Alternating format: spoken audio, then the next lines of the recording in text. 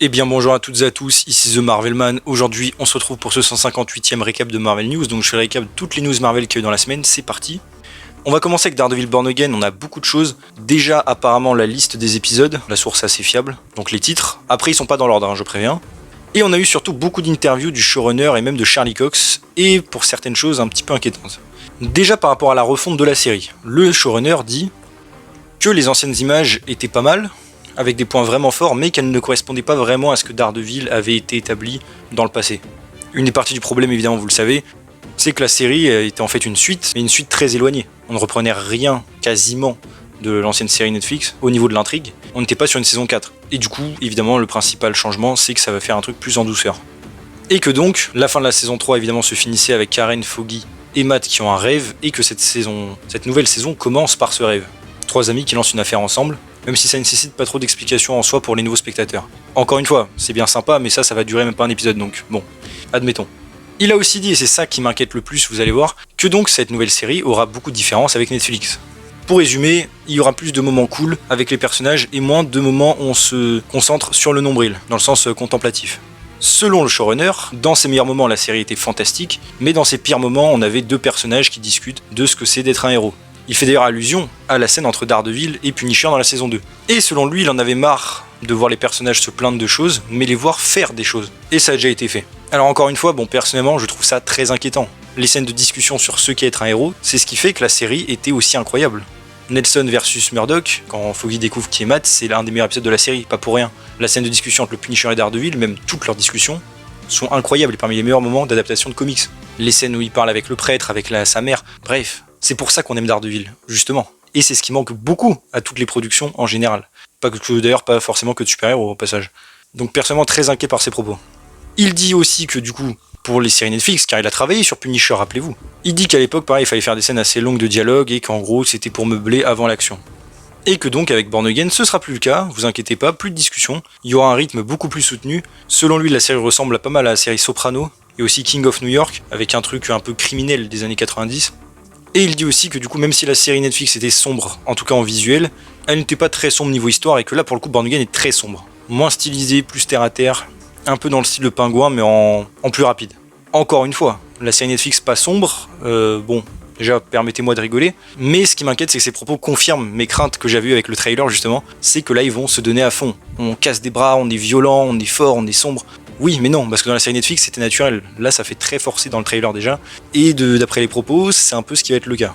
Donc bon, j'ai pas fini avec les interviews, mais toute cette partie commentaires sur les personnages qui discutent, l'action et tout ça, personnellement, ça m'inquiète énormément pour cette série. C'est un peu les craintes que j'avais depuis le début, mais là, elle commence à se confirmer et ouais, ma hype est en train de baisser, clairement. Donc pour résumer, moins de blabla intéressant, plus d'action, plus de violence et plus de sombre. Ouais, exactement ce qu'on voulait. Ensuite, pour continuer, le showrunner a discuté un peu sur aussi le retour de Matt Murdock, depuis qu'il est revenu dans le MCU avec She-Hulk, Daredevil, Spider-Man, Echo, tout ça.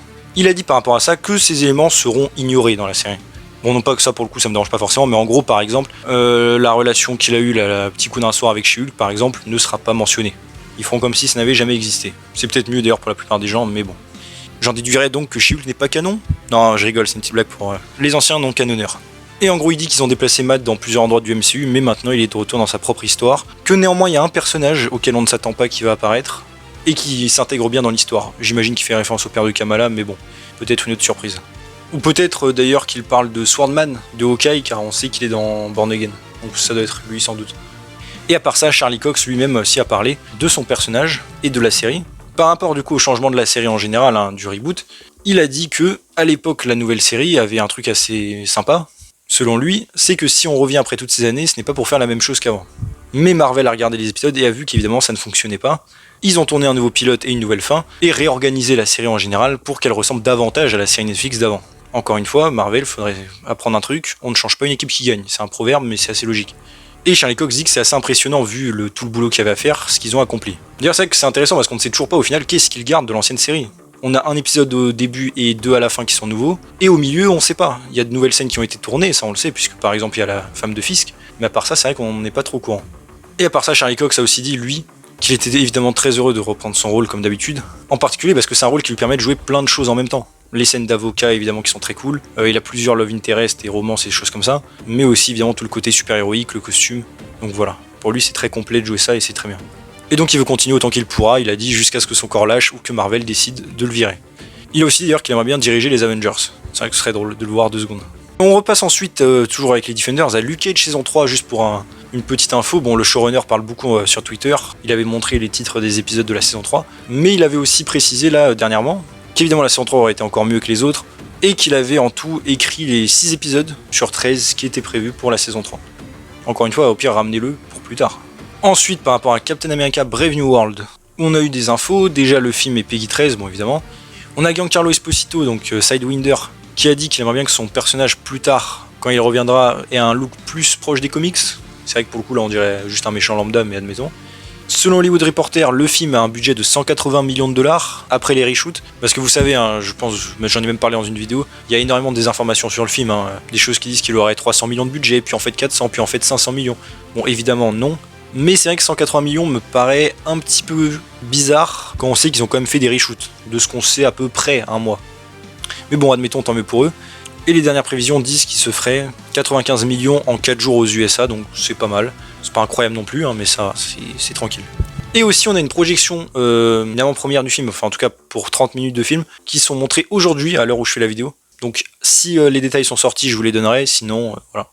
Par rapport au Thunderbolt aussi, on a eu la rumeur, même si ça me paraît cohérent, qu'il est possible qu'il y ait un trailer au Super Bowl en février.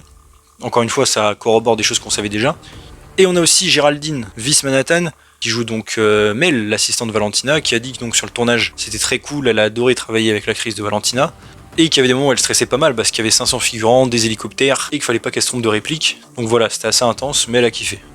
Ensuite, par rapport à Armor Wars, on a eu la rumeur que le développement du film serait évidemment en pause, et complètement en refonte, après l'accueil de Secret Invasion qui a été très négatif, et il y aura donc une nouvelle direction par rapport à ce qui était prévu.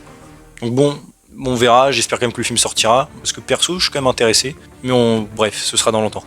Ensuite, par rapport à Doctor Strange 3, on a Benedict Cumberbatch, l'acteur, qui a dit que Marvel était assez impliqué avec lui par rapport à ce qu'il pensait, qui devrait réaliser le film, l'écrire, tout ça, et aussi les comics à adapter potentiellement pour la suite, donc c'est cool. Par rapport à la série Strange Academy, hein, encore une fois, c'est une école avec Strange, j'ai eu des rumeurs de ça, j'en ai déjà parlé. Et bah la nouvelle rumeur, même si pareil, elle est pas vraiment nouvelle et assez prévisible, c'est qu'en fait, évidemment, Strange ne serait pas le personnage principal, comme d'habitude, mais ce sera en fait Wong, qui soit donc le perso principal, et que Strange ait soit un caméo, soit un petit rôle. Évidemment, pour la Strange Academy, l'école de Strange. Logique. Ensuite, on passe à Avengers Doomsday et Secret Wars avec une annonce, j'en ai même fait une vidéo dédiée, assez importante, et je l'ai pas traité en news, c'est que Strange ne sera pas dans ce film, dans Doomsday. L'acteur l'a dit, les choses ont changé depuis que Kang n'est plus au programme, et il ne s'adapte plus dans l'histoire prévue. Donc il ne sera pas dans Doomsday, mais par contre il reviendra dans Secret Wars, avec apparemment un rôle majeur. Il a aussi dit d'ailleurs que quand il a appris que Robert Downey Jr. revenait, il a envoyé un message à Kevin Feige de manière assez surprise, avant de corriger son message en disant oui, enfin c'est une bonne idée, mais voilà quoi, c'est bizarre. Moi je suis plutôt d'accord avec Strange, c'est une mauvaise idée, mais bon. On a un leaker ensuite qui par rapport à ça dit, pour Strange hein, je parle, que en fait l'acteur est dans le film mais pas vraiment le personnage, donc bon est-ce qu'il joue un variant ou quoi que ce soit, je sais pas, mais bref, voilà. Que apparemment le scénario originel de Michael Waldron pour le film donnait un rôle extrêmement majeur à Wanda, la sorcière rouge, et que c'était une très bonne représentation du personnage, et que du coup c'est plus le cas évidemment, son rôle sera plus petit, mais qu'il garde les idées originelles pour le futur. Donc voilà. Quelques rumeurs en vrac, que Chris Evans jouerait Captain Hydra, mais bon c'est pas trop nouveau, que Robert Downey Jr. apparemment resterait Fatalis après les 2 films Avengers, et que Marvel voudrait le garder pour le futur. Encore une fois, admettons, ok bah si vous voulez, qu'est-ce que je peux dire de plus. Et une autre rumeur un petit peu plus obscure, c'est que l'actrice Victoria Pedretti sera en négociation contractuelle et aurait carrément auditionné pour jouer Mystique dans Avengers Secret Wars, et Secret Wars uniquement, même si elle pourrait jouer un autre rôle plus tard ou quoi. Alors bon, admettons, mais je vois pas pourquoi on nous mettrait une nouvelle Mystique ici, à part si c'est celle du MCU. J'allais dire autant nous faire revenir l'ancienne hein, des films X-Men, mais admettons, si la rumeur est vraie. Pour le Spider-Man 4 de Tom Holland, un leaker dit qu'ils ont trouvé le méchant principal et le personnage principal féminin du film, sans détail, donc bon on verra. Pour la série Your Friendly Neighborhood Spider-Man, qui sort d'ailleurs cette semaine, hein, je le rappelle, on a une saison 3 qui a déjà été confirmée et validée, et pour la saison 2, tous les scripts sont déjà finis, et le début de l'animation à moitié fait. Donc bon, au moins c'est cool, ça va avancer. Après bon, j'ai pas encore vu la série, mais quand je vois la qualité de l'animation, franchement, comment ils ont pu mettre 4 ans pour faire cette série, je comprends pas. Apparemment, donc on a la durée des épisodes aussi, que je vous affiche, donc entre 25-30 minutes, cohérent. On a des leakers qui disent que Daredevil va se taper avec Spider-Man dans la série, ça semble cohérent aussi vu un des titres. Et on a le doubleur aussi qui dit qu'il essaye d'honorer Tom Holland. Ensuite, pour continuer un peu avec le Sony Spider-Man Universe, pour rigoler un petit peu, on a Madame Web qui a été nominée à pas mal de Razzie Awards, donc les mauvaises récompenses. Et parmi elles, pire photographie, pire actrice pour Dakota Johnson, pire actrice de second rôle pour Emma Roberts, et pire acteur pour Ezekiel, ainsi que pire réalisatrice et pire scénario. Alors là, je vais faire quand même un petit peu l'avocat. Pire photographie, quand on sait que Madame Web est plus beau que 3/4 des films du MCU, ça me fait un petit peu rigoler quand même. Pire réalisatrice, quand on sait qu'elle a dirigé parmi de très bons épisodes de Defenders. Alors oui, je sais que c'est pas Madame Web, mais admettons. On sait qu'elle a du talent et que c'est surtout le film qui a été à charcuter, donc pareil. Et actrice, honnêtement, même ça, je dirais pas non. Ezekiel peut-être, mais les autres non. Faut pas abuser. Même la mère de Spider-Man qui après 3 minutes, faut pas abuser. Donc voilà, je fais un petit peu l'avocat.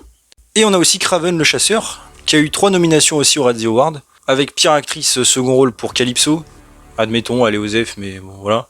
Pire scénario, alors oui, ça joue bien qu'il y ait pas mal d'incohérences. Et alors ça, j'ai pas compris. Pire préquel, remake, spin-off ou suite. Alors oui, c'est un spin-off si vous voulez la franchise de Venom, mais bon, je vois pas vraiment ce que ça fait là, mais bon. Ensuite, on passe au 4 fantastique avec quelque chose d'assez intéressant, c'est qu'apparemment un trailer a déjà été envoyé pour la traduction. Donc ça veut dire que ce serait bientôt. Les rumeurs parlent évidemment du Super Bowl, ça me paraissait l'endroit idéal. Et on a un gars de Disney qui a corroboré en disant c'est bizarre, la dernière fois qu'il a fait ça, ça s'était avéré exact. On a aussi Julia Garner qui a dit, l'actrice du Surfeur d'argent, enfin la surfeuse dans ce sens-là, qui a dit donc qu'elle a joué le personnage évidemment en motion capture, c'est logique, et qu'elle a jamais joué un personnage pareil, très mystérieux et tout. Et elle espère que le film va toucher une audience et que justement les gens sous-estiment peut-être que Marvel peut toucher une large audience.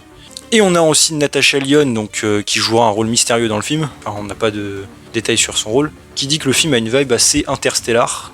Alors bon, je pense que la comparaison est un petit peu abusée, mais si c'est vrai, tant mieux.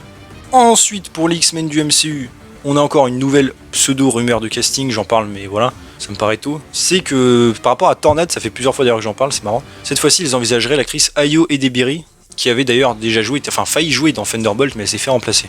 Donc bon, admettons, c'est vrai que l'actrice est plus populaire ces derniers temps, elle est assez jeune, donc ce serait logique. Et honnêtement, de toutes les actrices nommées pour des rumeurs, je trouve que c'est celle qui correspondrait le mieux, en tout cas selon moi. Donc pourquoi pas. Pour le futur du MCU aussi, en vite fait, on a eu la rumeur que les frères Russo superviseraient la saga après Secret Wars, et en particulier du coup les X-Men. Encore une fois, quel intérêt de faire ça, j'ai envie de dire. À part peut-être pour rassurer et faire du fanservice au public, mais personnellement, pas très intéressé quoi. Et enfin, par rapport à de nouveaux acteurs de la MCU, mais rôle inconnu, on a eu la rumeur que Marvel discuterait avec Jared Leto, qui a fait le Joker dans Suicide Squad, Morbius, et donc il serait en négociation pour un rôle, mais ce ne serait pas Ghost Rider. Le leaker précise ça. Admettons, encore une fois, on verra si c'est vrai. Et voilà, c'est déjà tout pour ce 158e récap de Marvel News. J'espère que ça vous a plu. Si c'est le cas, n'hésitez pas à vous abonner, liker, commenter, partager, activer la cloche, à me suivre sur mes réseaux sociaux et mon Discord, les liens en description. Et on se retrouve bientôt pour une nouvelle vidéo. Salut tout le monde.